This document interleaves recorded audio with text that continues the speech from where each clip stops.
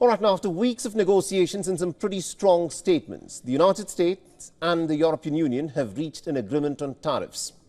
The deal establishes a uniform 15% tariff on several key sectors, including pharmaceuticals, semiconductors and automobiles. The deal that was reached on Thursday signals a strategic shift from Trump's previously threatened tariff hikes. The European Union has called it the most favorable deal that America has extended to any trading partner.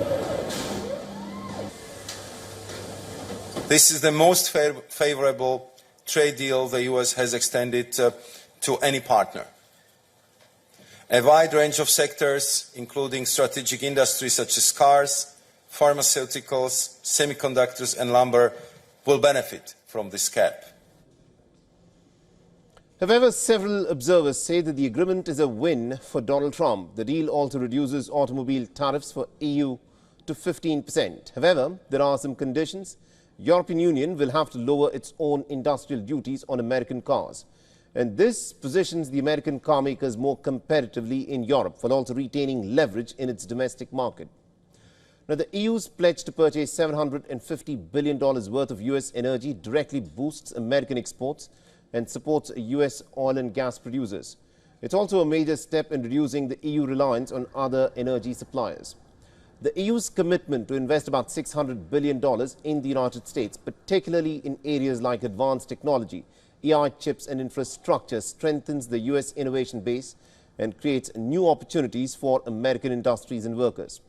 Now, experts say that the details of this agreement tilts the global trade flows in favor of U.S. interests. The deal paves the way for enhanced supply chain stability and expanded market access across strategic sectors for American businesses.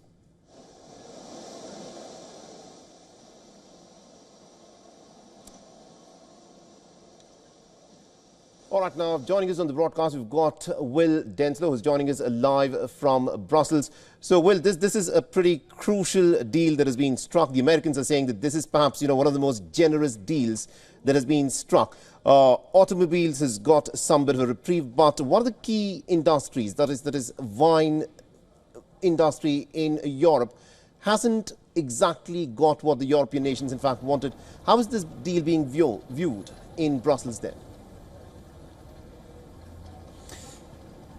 Well, of course, it's important to remember that this is a framework trade agreement that was reached several weeks ago in Scotland between Ursula von der Leyen, the Commission President, and US President Donald Trump at that meeting in Scotland. It's then been weeks of further negotiations to get to this point that we saw this week of this joint statement being issued. So that really just shows how many points still needed to be established, and the fact that this remains to be a work in progress. The European Commission has described it as just a first step, but they say it provides more stability and predictability for businesses, companies, consumers on both sides of the Atlantic.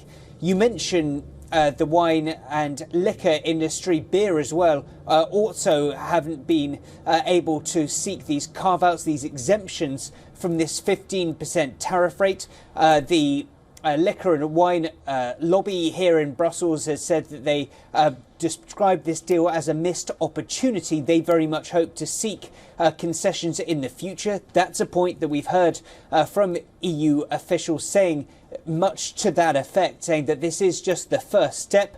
They hope that negotiations will continue at pace and for more carve-outs, more exemptions from this 15% to be applied down the line. Of course, the message all along here in Brussels has been that tariffs are taxes that hurt consumers and businesses, both here in Europe and in the US as well. Very interesting. We'll have to see as to how that dynamic plays out between the European Union and the United States. Thank you very much indeed, Will Denslow, for joining us from Brussels with all those details there.